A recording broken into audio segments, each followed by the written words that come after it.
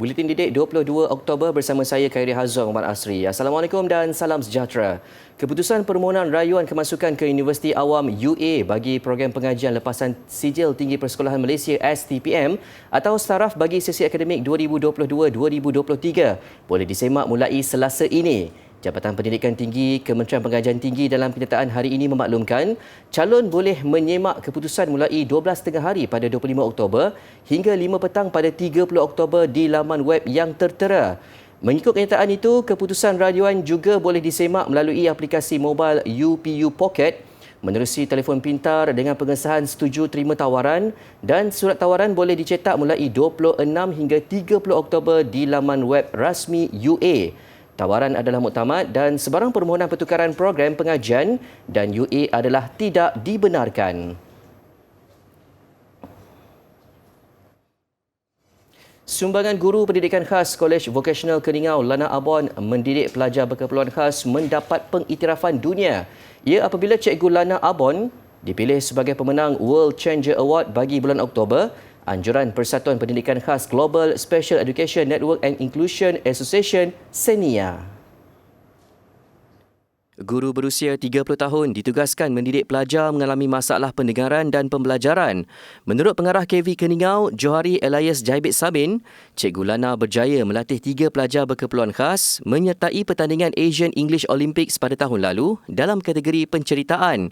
Kejayaan Cikgu Lana itu membuktikan pelajar berkeperluan khas di rantau ini mampu bersaing dalam pertandingan berprestij. Ia juga membuktikan guru-guru pendidikan khas di KV Keningau sangat berdedikasi untuk memberi pendidikan yang berkualiti. Selain itu, guru-guru terbabit sering membuka peluang kepada pelajar untuk menyertai pelbagai aktiviti dan pertandingan. Kementerian Sains, Teknologi dan Inovasi MOSTI menggalakkan kaedah pembelajaran subjek sains, teknologi, kejuruteraan dan matematik STEM dilakukan dengan pendekatan yang lebih kreatif dan inovatif. Usaha berkenaan penting bagi memastikan Malaysia melahirkan lebih ramai pereka cipta berkualiti dan inovator tempatan yang mampu memacu ekonomi negara berasaskan inovasi.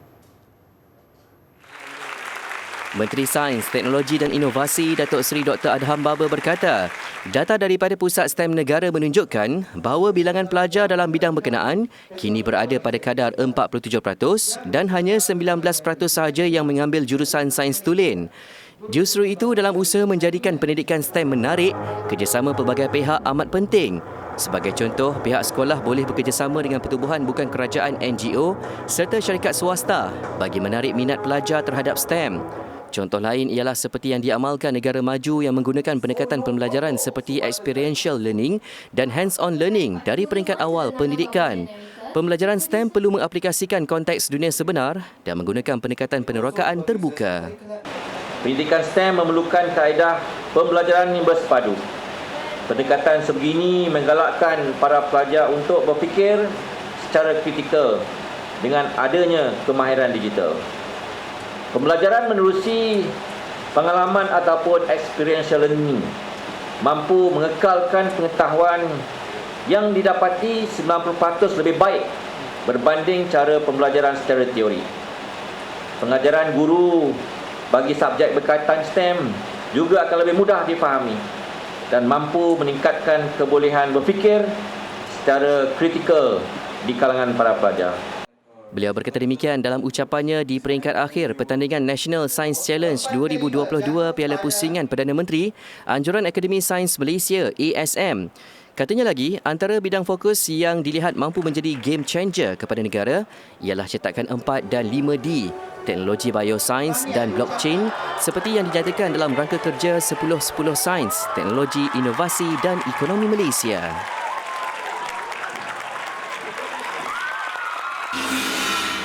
Dalam pada itu, SMJK Jitsin Pulau Pinang menjorai National Science Challenge 2022. Wakil mereka Nah Win, So Yi Zhang dan Chong Yong Ji menerima Piala Pusingan Cabaran Perdana Menteri, Komputer Riba, lawatan sambil belajar ke Jepun, beasiswa pendidikan ASM NSC dan sijil pencapaian. Naib juara milik Cempaka International School Damansara. Manakala tempat ketiga dimenangi SMK Ave Maria Convent Perak. Obviously, I'm very happy about it. We've all worked very hard for this, including the other teams, and I just very happy that I am the one to take away the trophy. I think we're all really overjoyed that all our hard work paid off. But we are also a little bit disappointed because we know that we could have gone a little bit further and gotten first. But it was a really good learning experience for all of us, so I'm proud of my teammates. Beberapa kategori lain turut diperkenalkan, antaranya anugerah kimia terbaik, anugerah biologi terbaik, anugerah matematik terbaik, anugerah fizik terbaik, anugerah komunikator STEM terbaik, anugerah sekolah hijau dan anugerah inovasi terbaik. National Science Challenge mula dianjurkan sejak tahun 1999. Tahun ini saja sebanyak 3,895 pasukan merangkumi 11,685 pelajar daripada seluruh Malaysia mendaftar di peringkat awal. Bidang lanskap atau pertanian mungkin bukanlah bidang yang selalu menjadi keutamaan setiap pelajar. Dedikasi dan minat antara elemen penting yang perlu ada dalam diri setiap individu sekiranya mereka meminati bidang tersebut. Segmen Kerjaya minggu ini mengupas lebih lanjut skop kerja, pengalaman dan cabaran pengurus lanskap. Mempunyai pengalaman kira-kira 31 tahun dalam bidang lanskap, Muhammad Ismail merupakan pemegang diploma pertanian dari Universiti Putra Malaysia UPM. Memulakan kerjayanya di Jabatan Taman dan Lanskap Zoo Negara sebagai pembantu lanskap, Muhammad berkata skop kerja beliau termasuk dalam bab penyelenggaraan, pemeliharaan dan pemuliharaan serta pembersihan kawasan zoo. Pada masa sama, kalau ada permintaan daripada pihak seksyen zoologi untuk melaksanakan kerja-kerja penanaman di kawasan-kawasan pameran, jadi kita pun akan melaksanakan kerja-kerja tersebut. Dan kerja yang dilaksanakan oleh pihak pekerja di Jabatan Lanskap ni sambung menyambung setiap hari. Benda tu akan, kalau tak siap, dia akan berulang-ulang sampai benda tu selesai. Dan ada juga kerja yang dilaksanakan mengikut bulanan. Misal kata kalau pembajaan pokok kita buat dalam lebih kurang sebulan sekali. Kawalan dari segi kawalan penyakit dan perosak tanaman kita melaksanakan dalam masa 2 bulan sekali. Tambahnya, tugas seorang pengurus lanskap termasuk menjaga dan memastikan kawasan di sekitar zoo sentiasa bersih daripada sampah sarap, sama ada secara semula jadi atau datang daripada sikap pelawat. Bercakap tentang cabaran, Muhammad berkata tanggungjawab menaikkan seri pada masa sama mencantikkan lagi kawasan sekitar zoo adalah antara perkara sentiasa dititik beratkan pengurus lanskap. Sekarang ni tempat-tempat taman haiwan dah bertambah di dalam Malaysia kita ni. Jadi masing-masing seolah berlumba untuk bersaing untuk menjadikan suatu landscape yang lebih menarik bagi kawasan masing-masing. Dengan itu ianya memberi satu cabaran yang kita cuba nak menjadikan macam zoo ni sebagai satu taman yang terbaiklah kalau boleh di Malaysia ni. Jelasnya, pelajar yang berminat dengan tanaman mahupun lanskap dinasihatkan untuk mendapatkan ilmu bertepatan dalam bidang yang ingin diceburi. Misalnya di peringkat sekolah menengah, subjek kemahiran hidup yang memfokuskan kepada pertanian antara subjek yang perlu diambil serius. Lepas tu dia boleh menanjuk pelajaran ke bahagian lagi tinggi, contoh di college vocational ataupun di mana-mana universiti awam yang ada di Malaysia ni adalah bidang bisa kata horticulture, dalam bidang hutan bandar, dalam bidang taman dan rekreasi. Selain daripada pembelajaran, dia punya nombor satu minat lah. Minat, dan di samping tu dia mesti sikap yang orang kata dia sentiasa peka dengan apa dia yang ada di persekitaran. Jadi di situ dia akan menambah lagi minat dia untuk menjadikan landscape ini suatu macam bersepati dengan dia lah. Tambahnya, lanskap ialah bidang yang seiring dengan pembangunan negara. Justru ia masih kekal sebagai bidang kerjaya yang semakin mendapat tempat dalam kalangan masyarakat dalam jangka masa panjang.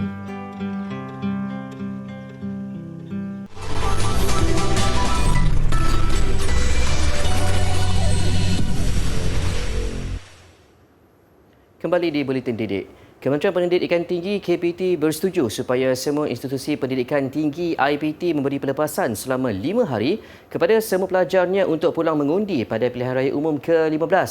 Ketua Pengarah Pendidikan Tinggi Datuk Profesor Husaini Omar berkata, pelepasan itu diberikan kepada pelajar bermula 17 hingga 21 November. Ia dimaklumkan dalam satu surat edaran bertarikh semalam berdasarkan penguatkuasaan Undi 18. Pelepasan itu bagi memberi tempoh yang cukup kepada pelajar untuk membuat perjalanan pergi dan balik ke atau dari lokasi mengundi. Semua kelas dan aktiviti pelajar dalam tempoh berkenaan perlu ditangguhkan dan diadakan pada suatu tarikh yang lain. Sejak diwartakan pada 15 Disember tahun lalu, individu yang berusia 18 tahun akan didaftarkan secara automatik sebagai pemilih. Berdasarkan data, seramai 1.14 juta orang yang tergolong pengundi berusia 18 hingga 21 tahun akan mengundi pada PRU 15. Sebelum ini, Suruhanjaya Pilihan Raya SPR menetapkan tarikh 19 November sebagai hari pengundian bagi PRU 15 dan Pilihan Raya Kecil PRK Dewan Undangan Negeri Dun Bugaya Sabah. Tarikh penamaan calon pula ditetapkan pada 5 November, manakala bagi pengundian awal, tarikh ditetapkan ialah pada 15 November.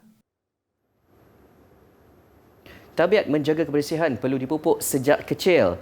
Atas kesedaran itu, TV PSS Sekolah Kebangsaan Sultan Sulaiman I Kuala Terengganu tampil dengan satu temu bual membincangkan topik berkaitan dengan satu objektif untuk memberi kesedaran awal kepada rakan sebaya. Sama-sama kita ikuti laporan yang disediakan.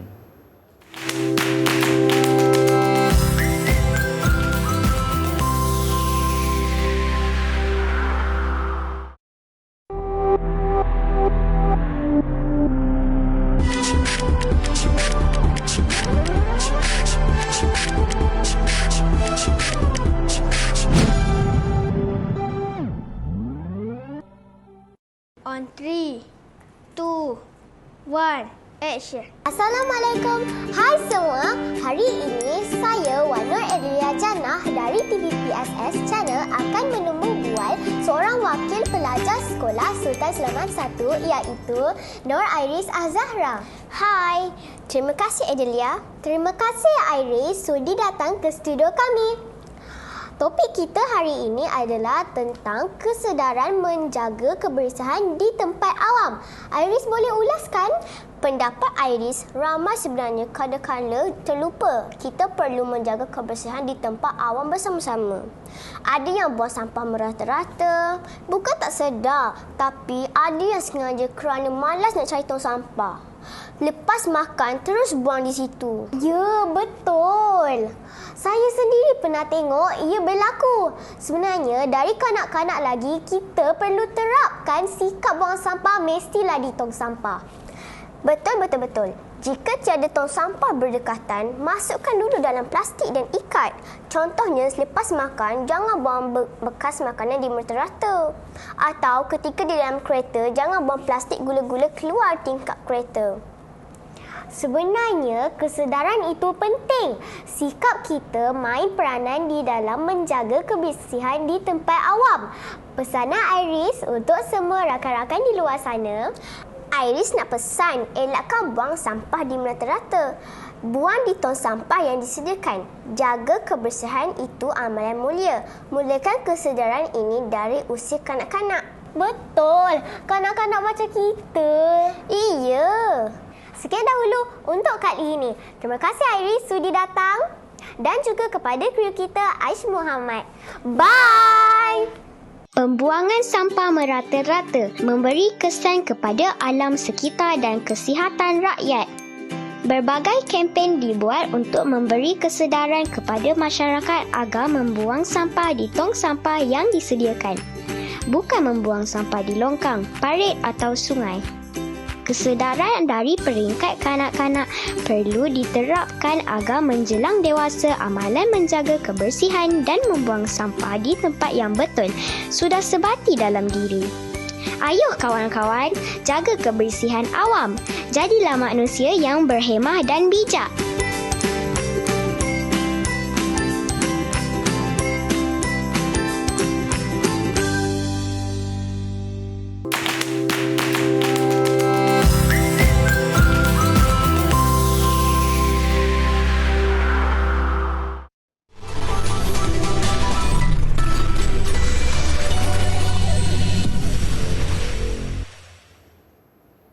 Kecewa kerana kad namanya dibuang merata-rata. Seorang tukang paip di Hong Kong menggunakan kaligrafi Cina bagi mengiklankan perniagaannya.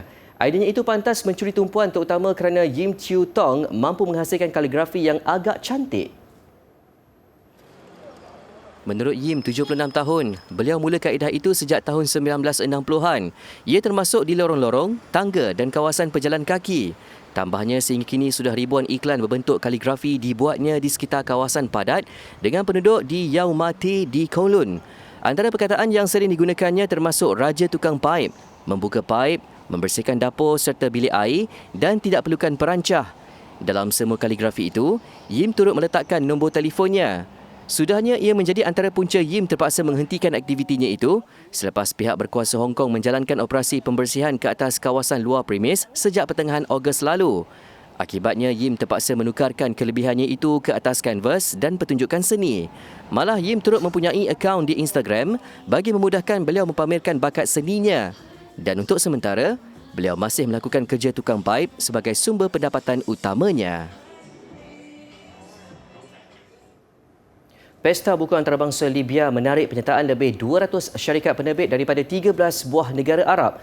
Di sebalik sambutannya yang agak menggalakkan, jumlah pengunjung rendah dipercayai kerana kebanyakan harga buku yang ditawarkan agak mahal. Menurut salah seorang penerbit, jumlah kehadiran antara 60 hingga 70%.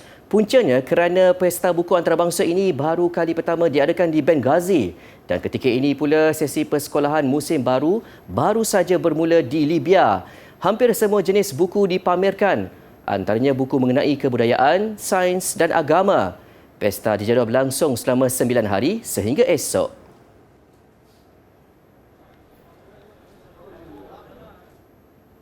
Seorang nenek dari Bosnia-Herzegovina mendakwa dia tidak pernah merasa bosan. Perkara yang paling menenangkannya apabila dia melukis. Berusia 100 tahun, Nada Rudan mula melukis sejak 13 tahun lalu ketika beliau berusia 87 tahun. Menurut Rudan, beliau sebenarnya malu untuk mengadakan pameran ke atas kerja seninya. Ia dilakukan semata-mata kerana menuruti kehendak anak-anaknya bagi meraihkan sambutan hari lahirnya yang ke-100. Tambah Rudan, beliau banyak berkunjung ke luar negara sepanjang 10 tahun lalu. Hasilnya, beliau mendapat banyak ilham untuk melukis dan telah menghasilkan kira-kira 200 buah lukisan setakat ini. Tambahnya lagi, dia tidak menggunakan kacamata ketika melukis. Dia bangga kerana semua ahli keluarga, kawan dan jirannya hadir menyaksikan pameran lukisannya. Rudan yang mempunyai 2 orang anak, 3 cucu dan 4 cicit terselamat daripada Perang Dunia Kedua dan ketika Sarajevo ditawan oleh tentera Bosnia Serb dari tahun 1992 hingga 1995.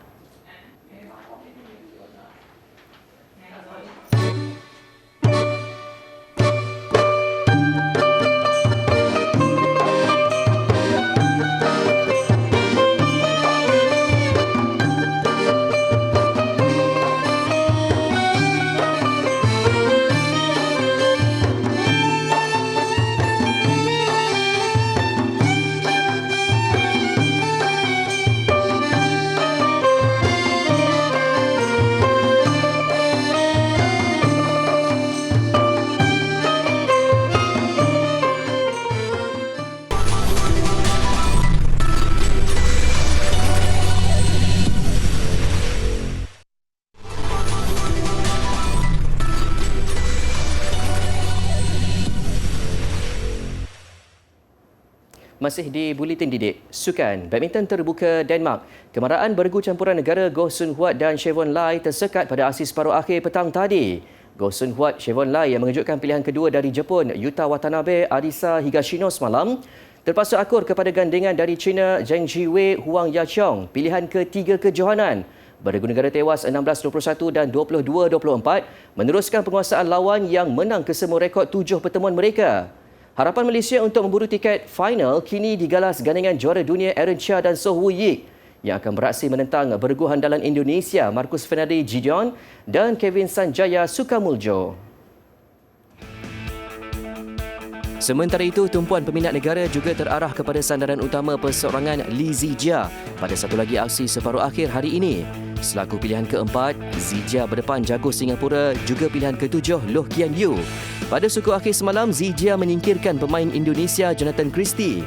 Tewas 17-21, Zijia bangkit memenangi 2 set berikutnya, 21-9 dan 21-19. Apa yang pasti, laluan sukar buat Zijia pada separuh akhir menentang Kian Yew, juara dunia 2021. Moral lawan pasti tinggi selepas mencipta kejutan mengalahkan jago tuan rumah yang juga pilihan utama Victor Axelsen 21-17 dan 21-10 pada suku akhir. Turut meniti laluan mencabar, beregu lelaki profesional Ong Yu Sin dan Teo Yi Yi. Mereka menentang pilihan kelima dari Indonesia, Fajar Alfian dan Muhammad Rian Ardianto. Yu Sin dan Yi Yi mara ke separuh akhir selepas mengalahkan pasangan Taiwan Li Yang dan Lu Chen.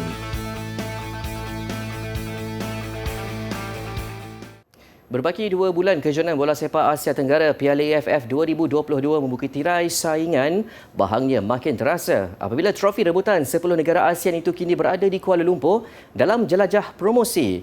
Bagi edisi kali ini, Persatuan Bola Sepak Malaysia FAM sudah ada perancangan bagi gelanggang alternatif selaku tuan rumah sekiranya Stadium Nasional Bukit Jalil tidak dapat digunakan. Menurut Setiausaha Agung Persatuan Bola Sepak Malaysia FAM Nur Azman Rahman, kemungkinan besar Stadium Nasional Bukit Jalil tidak dapat digunakan sebagai gelanggang tuan rumah bagi skuad kebangsaan. Ini disebabkan beberapa acara lain akan berlangsung di stadium berkenaan.